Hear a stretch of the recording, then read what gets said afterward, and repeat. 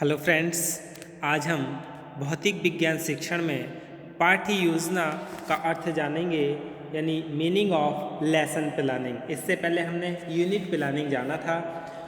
पाठ्य योजना का तात्पर्य किसी पाठ को विशिष्ट उद्देश्यों एवं अपेक्षित व्यावहारिक परिवर्तनों की प्राप्ति के संदर्भ में आकर्षक ढंग से नियोजित करने से है। यानी पाठ्य योजना का मतलब किससे है कि किसी भी पाठ को विशिष्ट उद्देश्य से और अपेक्षित व्यवहार, जो हमारा व्यवहार अपेक्षित है, उनको परिवर्तन की प्राप्ति के संदर्भ में आकर्षक ढंग से और नियोजित, यानी पहले से प्री प्लान्ड करके आकर के हम इसका प्रयोग करते हैं।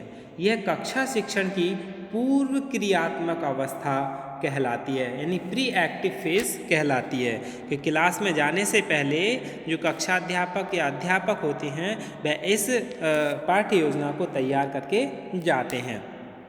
दैनिक पाठ्य योजना प्रभावी शिक्षण उपकरण यानी इंस्ट्रक्शनल डिवाइसेस के रूप में प्रयोग की जाती है। शिक्षण प्रक्रिया के दौरान पाठ्य योजना छात्रों की अपेक्षा अध्यापक के कार्यों पर अधिक बल देती है। यानी शिक्षण प्रक्रिया के दौरान पाठ्य योजना छात्रों की अपेक्षा अध्यापक के कार्यों पर ज़्यादा बल देती है, क्योंकि अध्यापक ही इसमें सारे काम करता है, पहले से तैयार करके अध्यापक खुद लाता है। संपूर्ण पाठ्य योजना में अध्यापक ही केंद्र बिंदु यानी पॉइंट के रूप में कार्य करता है।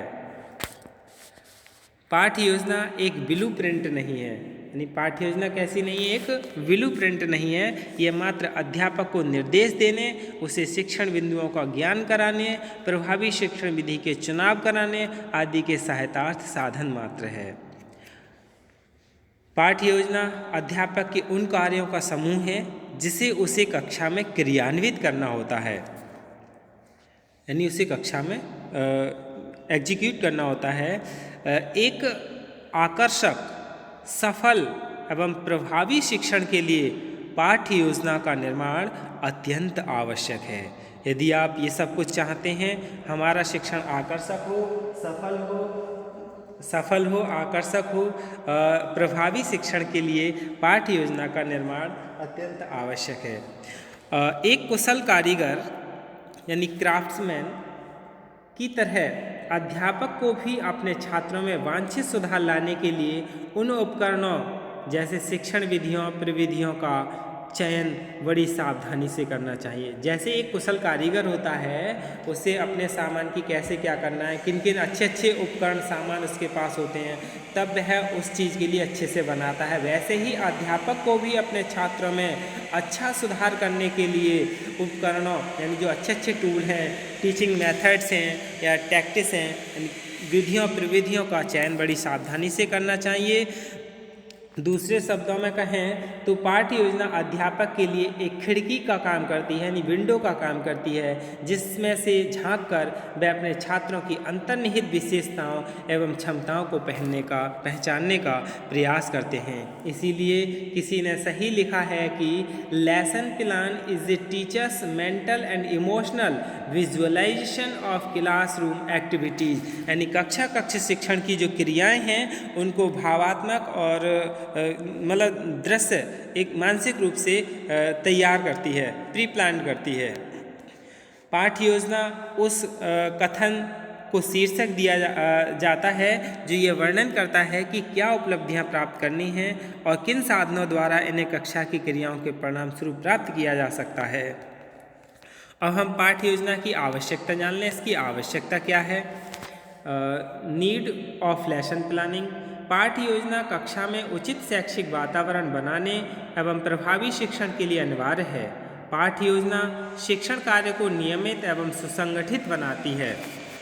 शिक्षण जो पाठ्य योजना है वो क्या करती है, हमें कक्षा में जाने के बाद हमें ये सोचना नहीं होता है कि अब क्या पढ़ाएं। 10 मिनट तो छात्रों से पूछने में यही निकल जाते हैं कि अब क्या पढ़ाना है, कौन सा पढ़ें, कौन सा चैप्टर पढ़ें, क्या पढ़ें, और फिर हम पहले भी निकल आते हैं, तो छात्रों को कम पढ़ने का समय मिलता है।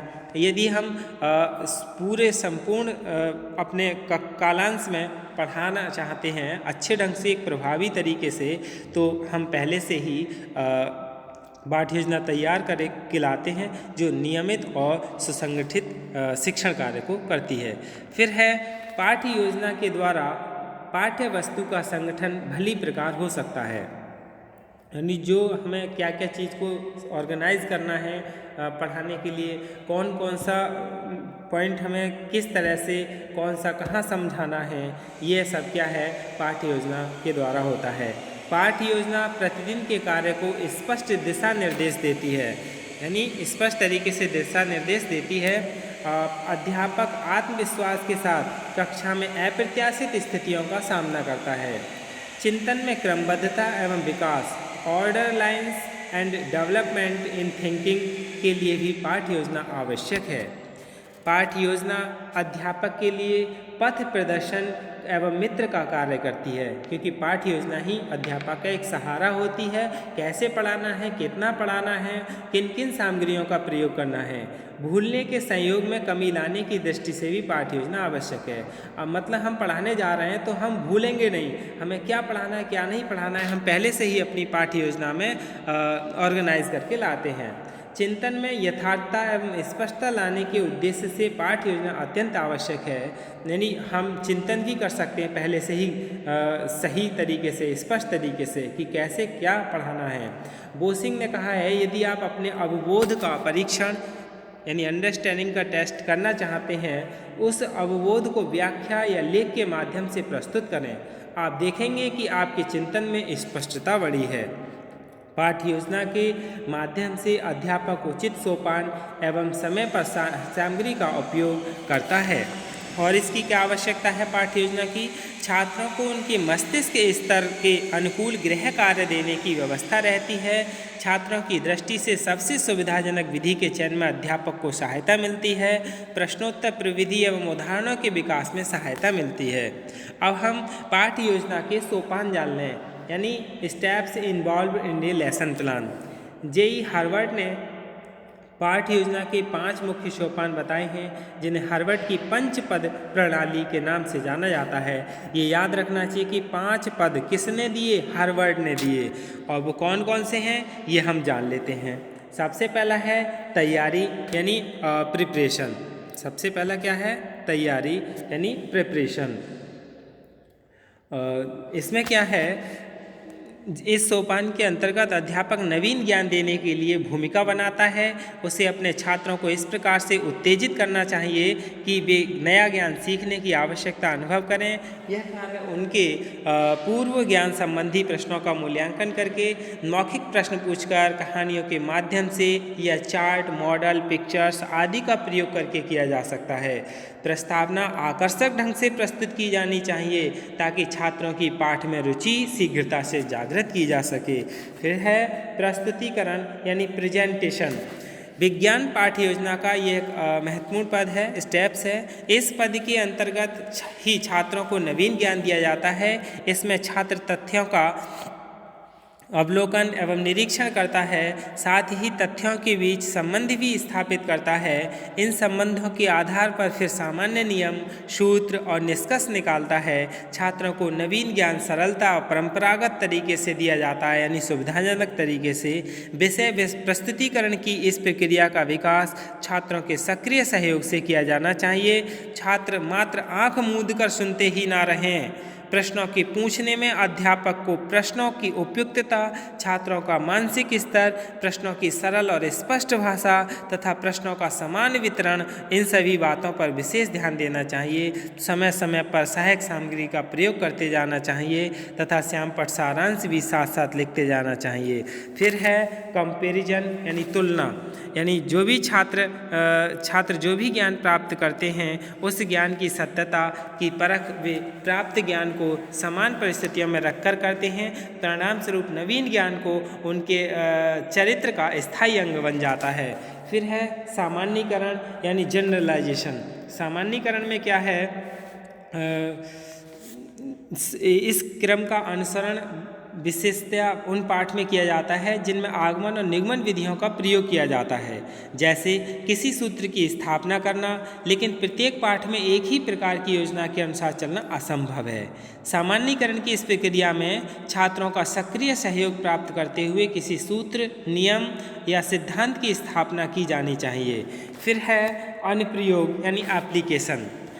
पढ़ाए गए पाठ को ज्ञान का स्थायी अंग बनाने के लिए सीखने का हस्तांतरण यानी ट्रांसफ़र ऑफ लर्निंग की दृष्टि से प्रस्तुतिकरण के बाद अनुप्रयोग के लिए अभ्यासार्थ कार्य कक्षा कार्य देना चाहिए यानी अभ्यास कार्य देना चाहिए। अध्यापक को निरीक्षण कार्य फुर्ती से करना चाहिए। विद्यार्थियों के सही कार्यों की प्रशंसा करनी चाहिए। ऐसा करने से उन्हें प्रोत्साहन मिलेगा तथा उनमें स्पर्धा की भावना पैदा होगी। अध्यापक को विद्यार्थियों की गलतियां भी ध्यान से देखनी चाहिए तथा यथासंभव छोटी छोटी गलतियों को विद्यार्थी के पास जाकर तथा बड़ी गलतियों को श्यामपट्ट पर हल कर देना चाहिए। विज्ञान जैसे विषय में अध्यापक इस बात पर बहुत अधिक जोर न दे कि विद्यार्थी गलती न करे। विज्ञान में गलती की अपेक्षा बचाव अधिक अच्छा नहीं है। Prevention is not better than cure in science. जीवन की वास्तविक समस्याओं के हल में भी प्राप्त वैज्ञानिक ज्ञान का प्रयोग करने के लिए छात्रों को प्रेरित करना चाहिए। फिर है पुनरावृत्ति यानी रिसेप्चुलाइजेशन। पाठ्य योजना का एक अंतिम सोपान है। इनका महत्व किसी भी प्रकार से अन्य सोपान से कम तो नहीं है, न ही कम समझना चाहिए, क्योंकि पुनरावृत्ति सोपान के माध्यम से अध्यापक को यह जानने में सहायता मिलती है कि उसके छात्रों ने क्या सीखा है, उनके बौद्धिक स्तर में कहाँ तक विकास हुआ है तथा उसे स्वयं छात्रों में अपेक्षित व्यावहारिक सुधारों को लाने में कहाँ तक सफलता प्राप्त हुई है। पुनरावृत्ति का मुख्य उद्देश्य शिक्षण की सफलता का पता लगाना है। प्रकरण की मुख्य बातें संक्षेप में प्रश्न पूछकर दोहराई जानी चाहिए। इसके बाद हम पाठ्य योजना की रूपरेखा जान लें। पाठ्य योजना की क्या रूपरेखा है। Spaceman proforma for drying of plan यानी ऊपर पाठ्य योजना संख्या पड़ी होती है कि 1, 2, 3 कौन सी पाठ्य योजना संख्या है, दिनांक, विषय, उपविषय, कक्षा, कालांश और फिर क्या विद्यालय का नाम, प्रकरण जो टॉपिक है, समय क्या है, फिर सामान्य लक्ष्य, सामान्य उद्देश्य, विशिष्ट उद्देश्य और फिर इसके बाद है पूर्व ज्ञान यानी प्रीवियस नॉलेज आता है। फिर सहायक सामग्री यानी मटेरियल एड्स आता है। प्रस्तावना प्रश्न यानी इंट्रोडक्टरी क्वेश्चंस आते हैं। फिर उद्देश्य कथन यानी स्टेटमेंट ऑफ एम्स आते हैं। फिर आदर्श प्रस्तुतिकरण यानी मॉडल ऑफ क्वेश्चनर आते हैं। फिर कक्षा कार्य यानी क्लास वर्क, फिर निरीक्षण कार्य यानी ऑब्जर्वेशन और फिर क्या है लास्ट में गृह कार्य छात्र को दिया जाता है यानी असाइनमेंट। यही क्या है पाठ्य योजना की रूपरेखा है। धन्यवाद।